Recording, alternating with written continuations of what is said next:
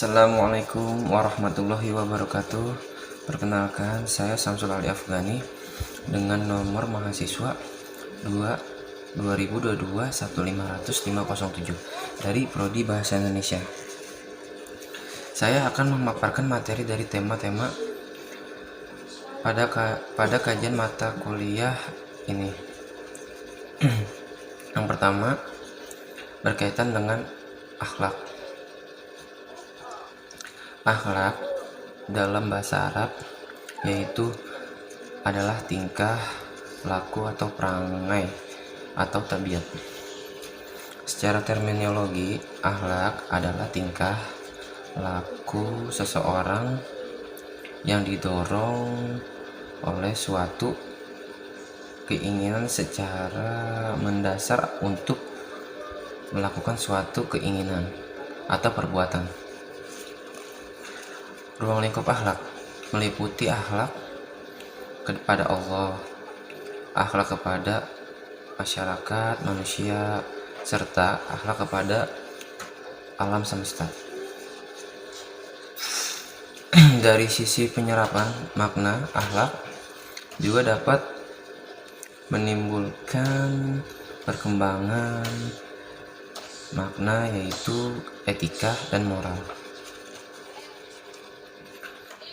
Selanjutnya, secara garis besar akhlak dibagi menjadi dua, yaitu akhlak al-karimah, akhlak terpuji, akhlak yang baik dan benar menurut syariat Islam. Dan kedua, akhlak al-mazmumah, yaitu akhlak tercela, akhlak yang tidak baik dan tidak benar menurut syariat Islam. Dan selanjutnya,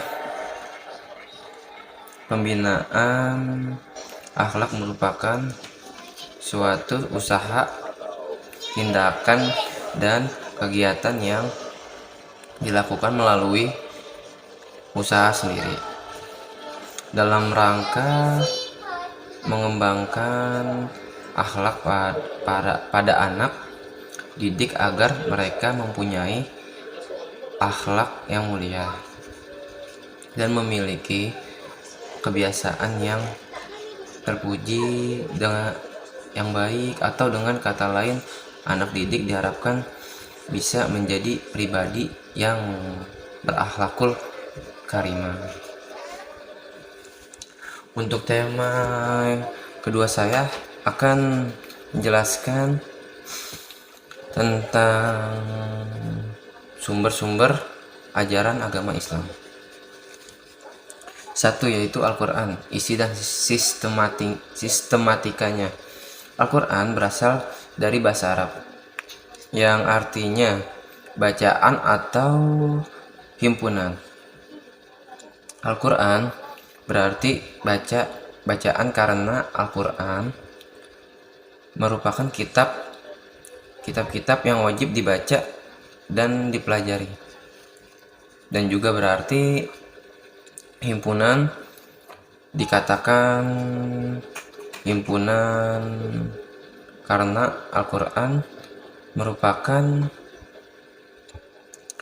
himpunan dari firman-firmannya Allah Subhanahu wa Ta'ala atau wahyu. Menurut istilah, Al-Quran adalah kitab suci umat Islam yang berisi firman-firman Allah Subhanahu wa Ta'ala yang diwahyukan dalam bahasa Arab kepada Rasul atau Nabi terakhir, yaitu Nabi Muhammad SAW, dan membacanya merupakan salah satu bagian dari ibadah. Dan juga Al-Quran terdiri dari 30 juz dan 114 surah, 89 surah Makkiyah dan 25 surah Madaniyah. Nah, 6.236 ayat sampai 4.726 ayat dari surat Makkiyah dan 1.510 ayat dari surat Madaniyah. Ayat-ayat yang turun ketika Nabi Muhammad SAW masih berdiam di Mekah disebut ayat Makkiyah. Sedangkan ayat-ayat yang turun sesudah Nabi Muhammad SAW pindah ke Madinah dinamakan ayat-ayat Madaniyah. Ciri-cirinya adalah satu ayat-ayat Makkiyah pada umumnya pendek-pendek, merupakan 19/30 dari seluruh isi Al-Quran, terdiri dari 86 surah 4.780 ayat.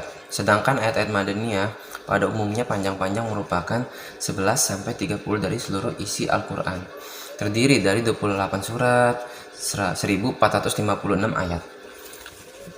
Dan ayat-ayat Makkiyah dimulai dengan kata-kata ya ayyuhan nas, hai manusia. Sedangkan ayat-ayat Madaniyah dimulai dengan kata-kata ya ayyuhallazina amanu, hai orang-orang yang beriman. Dan pada yang ketiga, pada umumnya ayat-ayat Makkiyah berisi tentang tauhid, yaitu keyakinan pada kemaha esaan Allah, hari kiamat, akhlak, dan kisah-kisah umat manusia. Sedangkan ayat-ayat Madaniyah memuat soal-soal hukum keadilan masyarakat dan sebagainya. 2. As-sunnah, fungsi dan artinya. Sunnah dan hadis diartikan sebagai segala sabda, perbuatan, takrir, dan sifat Rasulullah Shallallahu Alaihi Wasallam. Sunnah berfungsi sebagai penjelas atau tambahan terhadap Al-Quran. Tentunya pihak penjelas diberikan peringkat kedua setelah pihak yang dijelaskan. Teks Al-Quran sebagai pokok asal, sedangkan sunnah sebagai penjelas atau tafsir yang dibangun karenanya. Dengan demikian, segala uraian dalam sunnah berasal dari Al-Quran. Dan ketiga, macam-macam bentuk ijtihad. Menurut jurul ulama, ijma artinya kesepakatan, yaitu kesepakatan para ulama dalam menetapkan suatu hukum-hukum dalam agama Islam berdasarkan Al-Quran dan hadis. Dalam suatu perkara yang terjadi kias itishan, masalah musalah, sudut zariyah, istishab, dan ijtihad mutlak. Tema yang ketiga berkaitan dengan toleransi antara umat agama. 1. Toleransi atau as-samahah, yang dalam bahasa Arab itu adalah konsep modern untuk menggambarkan sikap paling menghormati dan saling bekerja sama di antara kelompok masyarakat yang berbeda-beda, baik secara etnis, terus bahasa, budaya, dan politik. Kedua, problematika kehidupan umat beragama, mereka masih belum memahami. Dan kedua, ajaran agamanya atau menyimpang dari aturan ajaran agama masing-masing. Dan kedua, masyarakat masih belum mementingkan diri sendiri atau menganggap agama yang paling benar. Ketiga, masyarakat masih banyak yang bertindak semaunya tanpa mengikuti kaidah yang ada. Dan ketiga, upaya mewujudkan Islam sebagai rahmatan ilal min dapat diaktualisasikan dengan 3 cara, yaitu memiliki ilmu pengetahuan yang luas dan memahami perkembangan teknologi dan sains. Dua, tindakan emosi dalam beragama. Dan ketiga, hati-hati dalam setiap ucapan, perbuatan, serta tindakan. Tema yang keempat, Islam dalam politik, yaitu pengertian politik Islam, aspek politik dari Islam. Berasal dari Al-Quran dan Sunnah, sejarah Muslim, dan elemen gerakan politik baik di dalam ataupun di luar Islam. Kedua, tujuan berpolitik Islam ialah untuk membangunkan sebuah sistem pemerintahan dan kenegaraan yang tegak di atas dasar untuk melaksanakan seluruh hukum syariat Islam. Tujuan utamanya ialah untuk menegakkan sebuah negara Islam atau Darul Islam. 3. Prinsip politik Islam, yaitu 1. Prinsip kedaulatan, kedua prinsip keadilan, dan ketiga prinsip musyawarah dan ijma. Dan keempat, kontribusi agama Islam dalam perpolitikan nasional, kontribusi umat Islam dalam perpolitikan. 1. Nasional tidak bisa dipandang sebelah mata.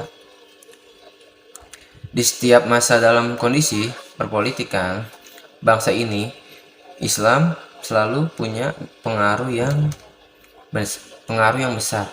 Sejak bangsa ini belum bernama Indonesia, yaitu era berdirinya kerajaan-kerajaan, hingga saat ini pengaruh perpolitikan bangsa kita tidak lepas dari pengaruh umat Islam.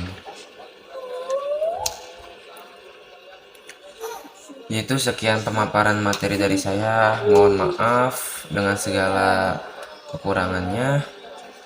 Semoga apa yang disampaikan dapat menambah pengetahuan atau wawasan kita mengenai kajian materi agama pada mata kuliah ini. Dan saya berterima kasih untuk kepada Bapak Asad MPD selaku dosen mata kuliah agama Islam atas kesempatan yang diberikan kepada kami. Wabillahi taufiq wal hidayah. Wassalamualaikum warahmatullahi wabarakatuh.